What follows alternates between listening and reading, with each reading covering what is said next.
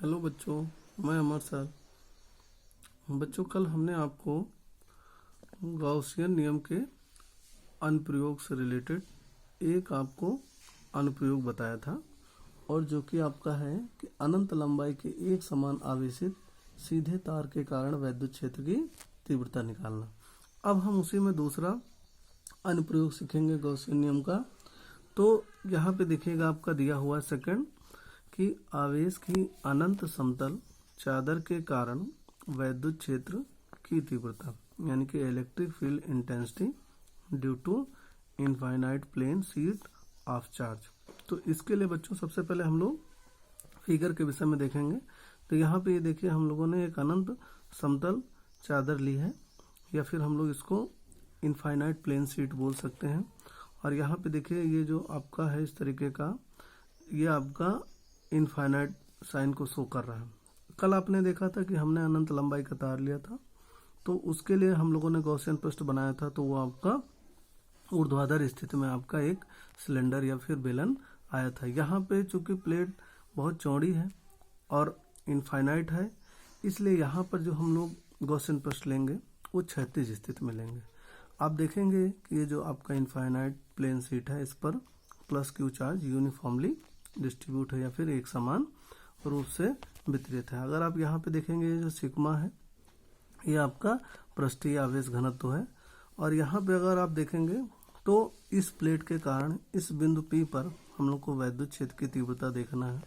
तो ये बाहर की ओर है, और इसका पृष्ठीय क्षेत्रफल आप देखिएगा स्मॉल अवयव, ये भी आपका बाहर की ओर ही है, यानी कि दोनों एक ही दिशा में है। और दोनों के बीच में अगर कोण देखेंगे तो 0 डिग्री होगा, या फिर कह सकते हैं कि समांतर है। इसी प्रकार हम लोग बाएं ओर एक बिंदु P' ले लेते हैं, और फिर इस प्लेट के कारण बिंदु P' पर वैद्युत क्षेत्र की तीव्रता देखते हैं। तो ये भी बाहर की ओर, और इसका पृष्ठीय क्षेत्रफल ये भी बाहर की ओर, यानी कि दोनों एक दूसरे के समांतर हैं या एक ही रेखा पर है, और इनके बीच में जो एंगल है वो आपका 0 डिग्री है।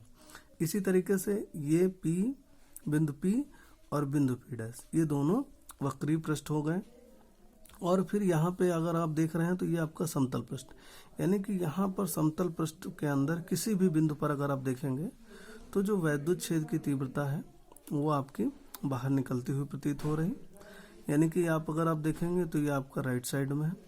और जो आपका इसका पृष्ठीय क्षेत्रफल है, आप देखेंगे ये ऊपर की ओर जा रहा है, यानी कि अगर आप देखेंगे तो वैद्युत क्षेत्र की तीव्रता यानी कि वेक्टर ई, और यहाँ पे जो वेक्टर ds अगर आप देखेंगे तो इनके बीच में एंगल आपका 90 डिग्री है, या फिर हम लोग कह सकते हैं कि ये दोनों एक दूसरे के अभिलंबवत है।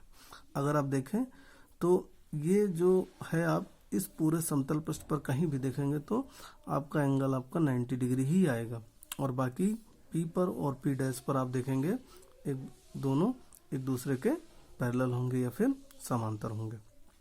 अब हम इसके लिए देखते हैं, सॉल्व करते हैं कि चित्रानुसार बिंदु P से गुजरने वाला वैद्युत फ्लक्स यानी कि φE1 equal closed integral surface. कल हम लोगों ने देखा था यहाँ पे कि हम लोग इस तरीके से ले रहे थे, ऐसे ले रहे थे। इसको भी हम लोग क्लोज्ड इंटीग्रल सरफेस कहते हैं, और इसको भी हम लोग क्लोज्ड इंटीग्रल सरफेस कहते हैं, और करके यहाँ पे ऐसे लिख सकते हैं। तो ये आपका बंद समाकलन पृष्ठ यानी कि φE1 equal close integral surface vector E dot vector ds। अब आपको पता है कि vector A dot vector V की वैल्यू AB cos थीटा होती है। तो यहाँ पे हम लोग उसी तरीके से रखेंगे value φE1 equal close integral surface E ds cos theta. यहाँ पे अगर आप देखेंगे, चूंकि वेक्टर ई और वेक्टर ds एक ही दिशा में है, यानी कि उनके बीच एंगल क्या है, 0 डिग्री है। तो यहाँ पे रखेंगे φE1 इक्वल वेक्टर आपका वैल्यू लगाएंगे closed integral surface E ds cos 0 degree रखेंगे। तो यहाँ पे आप देखेंगे जो cos 0 डिग्री है उसकी वैल्यू 1 होगी। फिर आप देखेंगे यहाँ पे φE1 equal closed integral surface E ds। अब आगे देखिएगा कि φE1 equal E close integral surface ds, यानी कि हमने ई बाहर कर लिया और क्लोज इंटीग्रल सरफेस के साथ में ds रख लिया। अब आप देखेंगे कि ये जो क्लोज इंटीग्रल सरफेस है ds, ये आपका टोटल s हो जाएगा, यानी कि कैपिटल S हो जाएगा। आगे देखिएगा फाई E1 इक्वल ES, ये आपका इक्वेशन 1 हो जाएगा।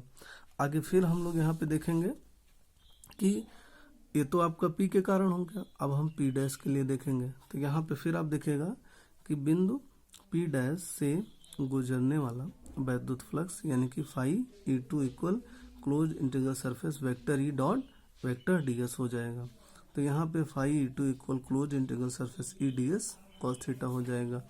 फिर आप देखेंगे कि दोनों एक ही दिशा में है तो थीटा इक्वल टू 0 डिग्री हो जाएगा। तो फाई E2 इक्वल यहाँ पे close integral surface E ds cos 0 degree. आप देखेंगे कि जो cos 0 डिग्री है उसकी वैल्यू 1, तो यहाँ पे phi E2 equal close integral surface E ds। फिर आप देखेंगे कि phi E2 equal E close integral surface ds, यानी कि E कॉमन करके आपको हमने ऐसे लिख लिया। आगे देखिएगा यहाँ पे कि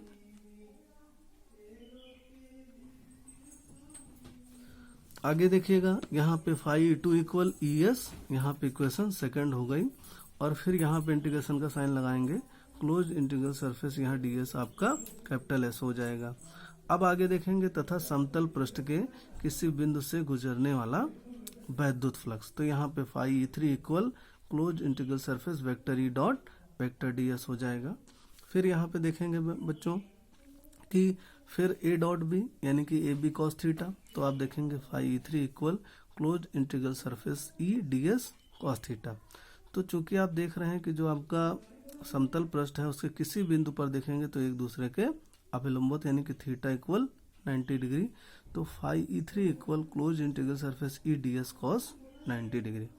तो यहाँ पे अगर आप देखेंगे तो phi E3 equal close integral surface E ds into 0 such that, यानी कि ये आपका cos 90 डिग्री की वैल्यू 0।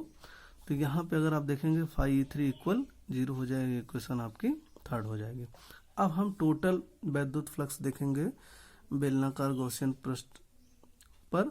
तो यहाँ पे लिखा हुआ है अतः बेलनाकार गॉसियन पृष्ठ से गुजरने वाला कुल वैद्युत फ्लक्स, तो phi equal phi E1 plus phi E2 plus phi E3। आप देखेंगे phi equal ES plus ES plus 0, तो यहाँ पे अगर आप फाई इक्वल रखेंगे 2ES हो जाएगा, ये इक्वेशन 4 हो जाएगी।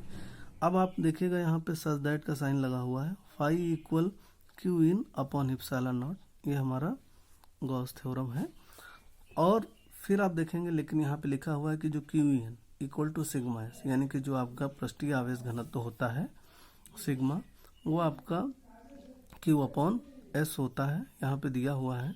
तो आपने इसको ऐसे लिखा, यहाँ पे अगर आप देखेंगे तो sigma equal to q in upon s होता है, लेकिन अगर आप उसको सॉल्व करेंगे तो q in equal to sigma s हो जाएगा। फिर आप देखिएगा इसलिए phi equal sigma s upon epsilon naught, तो ये इक्वेशन 4 हो गई, ये इक्वेशन 5 हो गई। अब समीकरण 4 व 5 से अगर आप देखेंगे दोनों के बाएं पक्ष सेम है, इसलिए दाएं पक्ष भी सेम हो जाएंगे। तो यहाँ पे देखेंगे 2ES equal sigma s upon epsilon not हो जाएगा, तो एस से एस कैंसिल हो जाएगा। और फिर आप देखेंगे यहाँ पे E equal sigma upon 2 epsilon not हो जाएगा। तो ये आपका अगर आप देखेंगे तो यहाँ पे लिखा हुआ है कि आवेश की अनंत समतल चादर के कारण वैद्युत क्षेत्र की तीव्रता हो जाएगी। धन्यवाद।